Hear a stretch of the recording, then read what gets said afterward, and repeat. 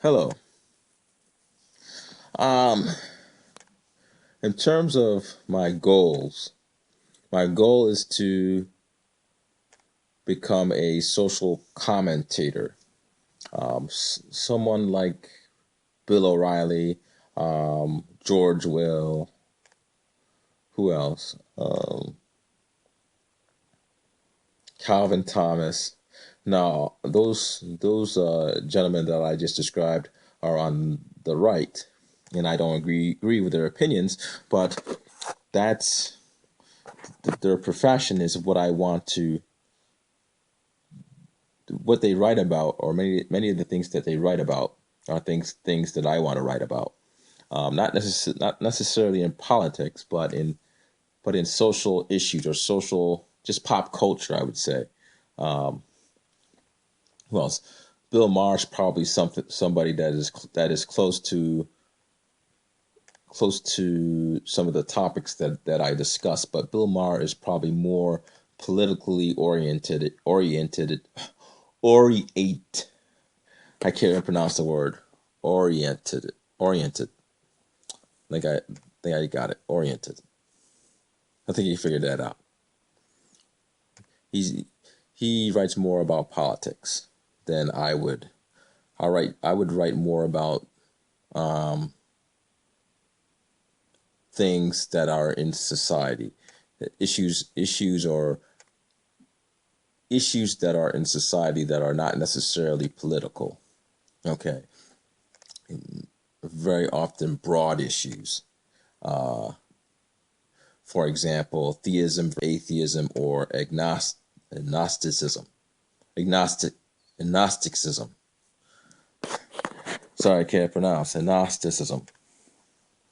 Okay, um, I would write about what is the meaning of life.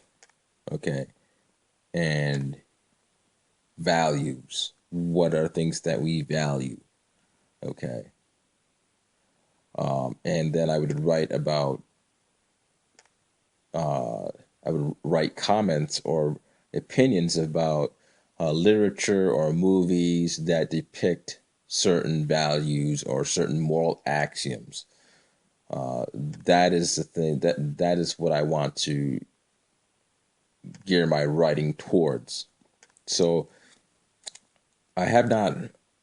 I want to come up with a name that will define basically uh, a basically the general gist of what I talk about.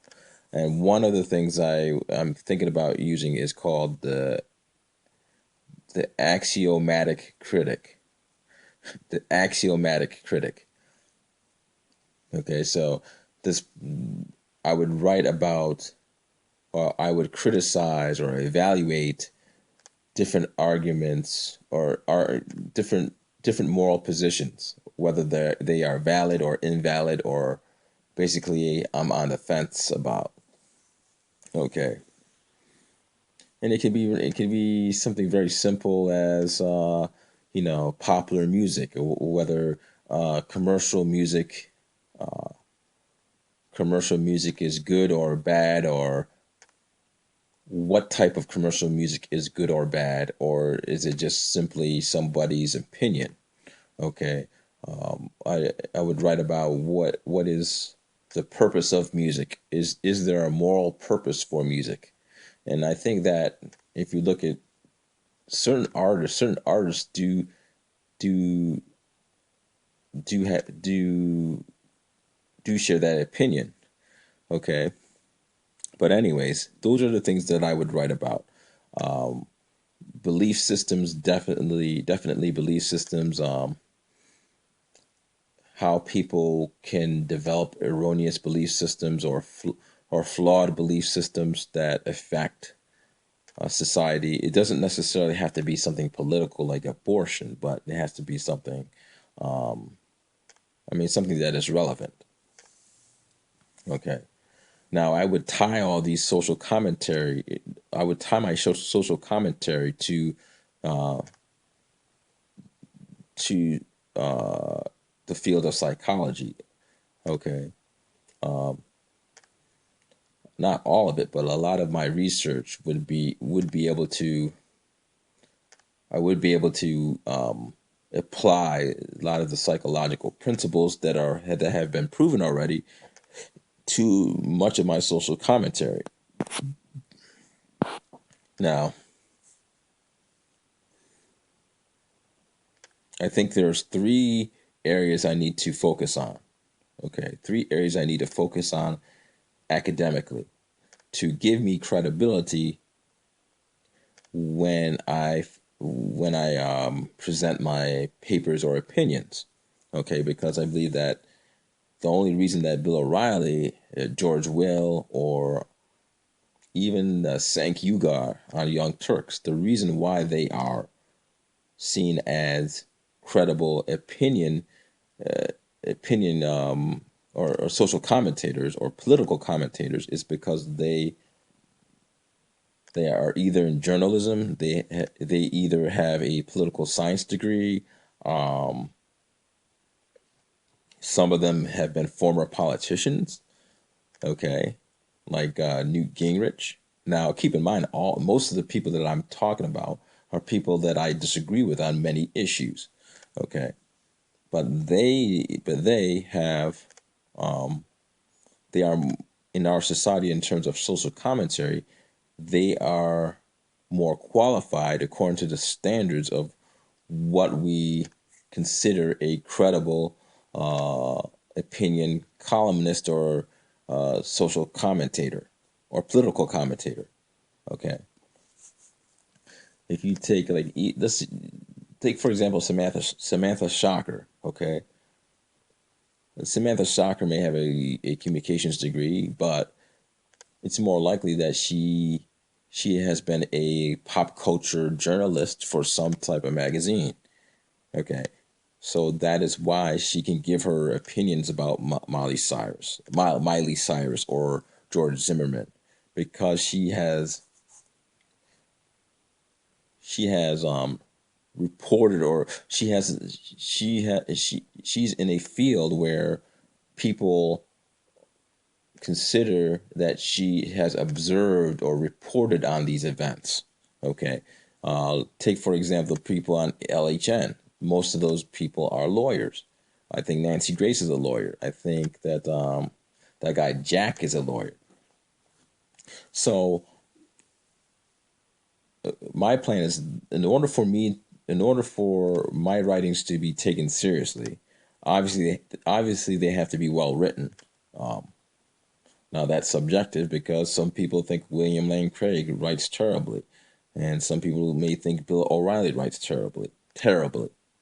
Um, but I think that writing, I have to have a writing style that attracts my audience. Okay, that's the first thing. That is one of the most important things. One of the most important things. However, if I just write, let's say I give, suppose I write good let's say suppose I write very attractive articles to my audience. Okay, first of all, no one's going to recognize me unless I have some type of credibility beyond me writing opinions, because everybody can write a opinion or a social commentary. Okay, it's not just those ones that are on TV or those ones that are in newspapers. There's a reason why they are given that position to write these type of commentaries. Okay, they have some type of background. Now, for me, um, I'm probably, I think that Sam Harris is the best route for me to follow in terms of how he became a social commentator, or yeah, a social commentator on um, things of religion and things of issues of ethics. Okay, he has 2 degrees. He has one in neuroscience. He has a PhD in neuroscience, and he has at least a master's in philosophy.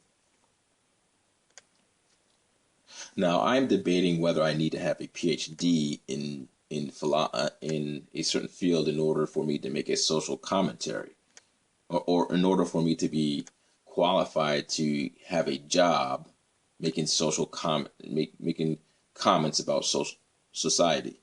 Okay,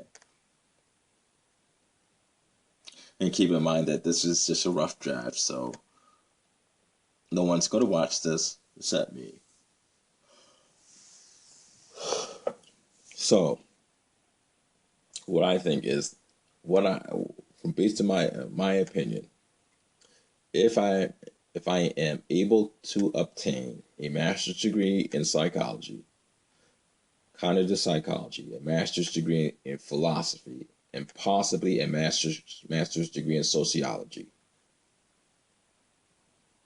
those three things combined will give me enough theories or enough.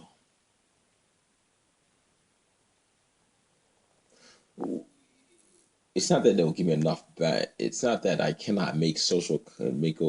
And that's what the mistake people make, that they think that people who make these social commentaries, these people use their necessarily use their background to make these judgments or opinions, and it's not necessarily so. But their background is a source of credibility. Okay, it, Bill O'Reilly has been reporting or has been a journalist for probably 30 years. Okay, George Will has been a journalist for the political journalist for over 30 years. I'm not sure if he was just a journalist for the Republican Party for some extent. I'm not sure about that. You know, Samantha, even Oprah Winfrey.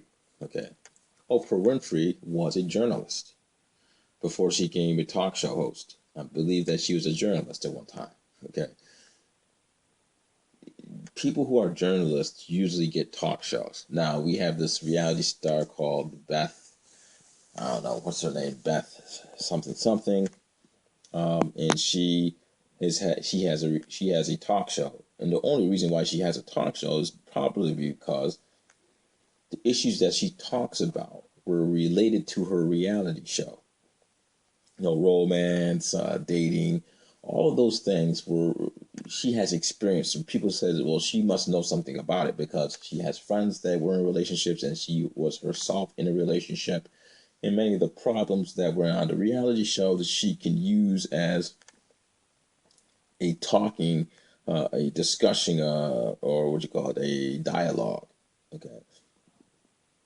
So the bottom line is that in this society, you know, it took me 15 years to accept this, but you have to have some type of credibility in the opinions that you espouse. Now, there are some things that I think anyone can espouse. There's certain social commentaries that I don't really think it's necessary to have credibility. I don't really think you need to have credibility as somebody that makes social comments about society.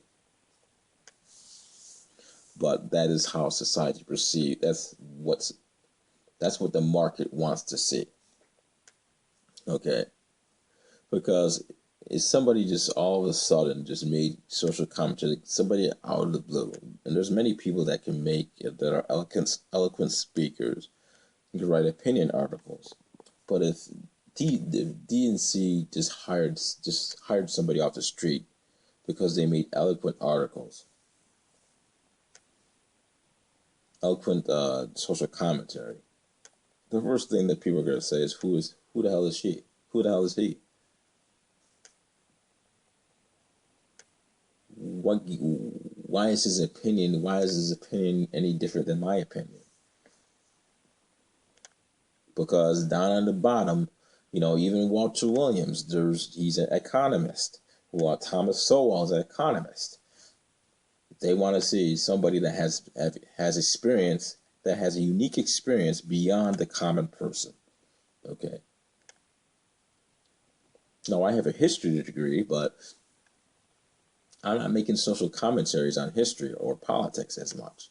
And history does not necessarily, although politics is heavily influenced in American history, or the focus on politics, the bottom line is that yes, but that is not unique enough. I don't think that's unique enough, because much of most people are educated on American history. So that doesn't make me unique. However, I don't think most people would have a master's degree in psychology. Many people would, but I don't think they would have a master's degree in psychology and also a master's degree in philosophy and a master's degree in sociology. So those three degrees relate to my social commentaries on moral axioms, because you can talk about moral axioms on a cognitive level.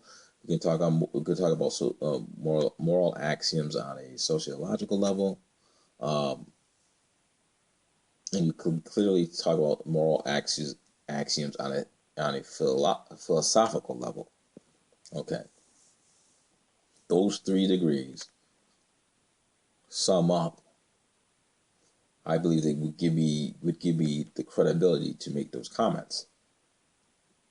In addition, if I can, and this is something I would have to find a way to do. Okay, if I can find a way to get funded to stay in college for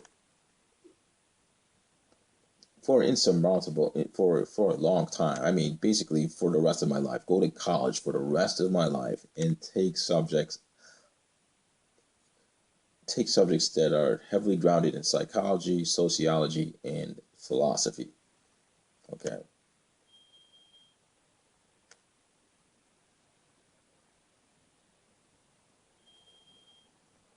Would that be?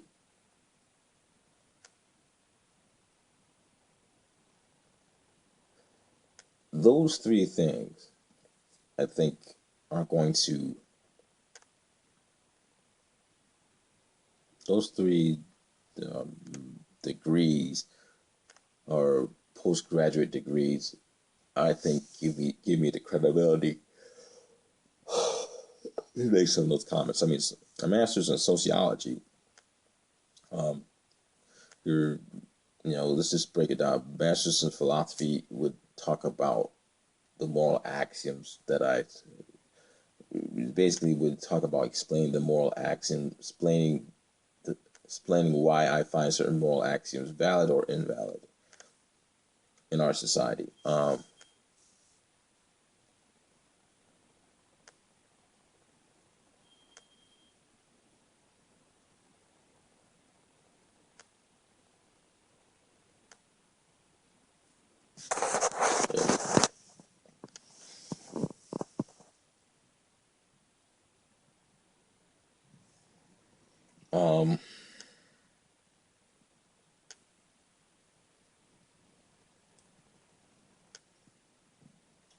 the psychology degree will explain how people are, probably the mind will explain how the brain, um, how people's thought processes have erroneously led them to erroneous conclusions about certain moral or societal perceptions.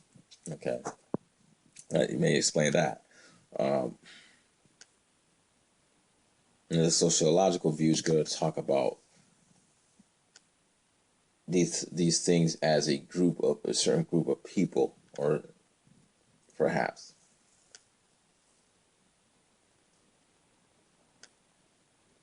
Or more on a macro level.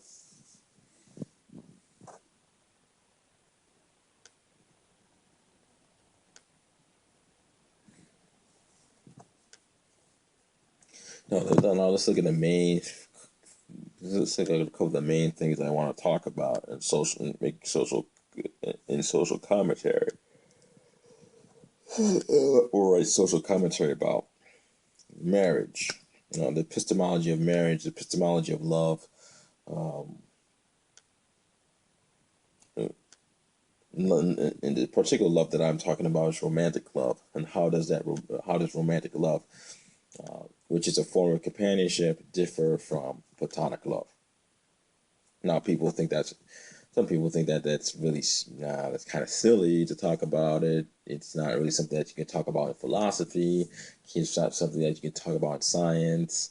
It can't be explained in science fully. And and it can just be only described in very general sociological terms. They just think that some people think that's meaningless and they don't think that's really important to talk about. However, there are certain moral actions or certain moral perceptions, certain moral, social morals that need to establish its veracity. And by fully explaining what romantic love is a path of doing that. Okay. Not knowing what romantic love is, if just having this vague, we know it because when we feel it, and just using a bunch of colloquial language to describe it, often often could lead to some moral problems. But I won't get into those things. But I think that since, if you're going to make political statements, especially on a political level, that, you know, single parent families inherently are inferior. Single parent families are inherently inferior to two parent families. You are implicitly making the assumption that married couples or two people that are in pair bonds, that have a strong pair bond relationship, are suitable in producing families, and you are making an implicit assumption that it is clearly that a certain type of bond between these two people must exist. And when you say that's the no-brainer, it would say, well, romantic love is the model of producing, and bluntly, to produce civilization. Then you need to define what romantic love is and why romantic love specifically does do these things. And if people say that it's an absolute no-brainer, then what they're trying to tell me is that there's no alternative that will equal that. I don't really think necessarily that is the case. Now, the consequences of this, that's in social commentary, but in my psychological approach, I would try to, in psychology, I would talk about more the perception of what romantic love is.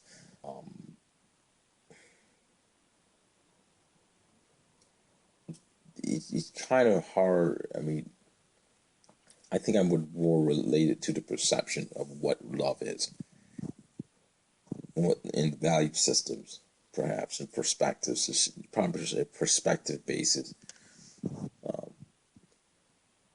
Philosophy is probably more likely to be the better route in that. Now, in psychology, what I would talk about, the moral issue of free will, or the moral epistemology that involves determinism versus free will, is essential for many moral axioms. It's essential to understand in order to have a more effective moral epistemology.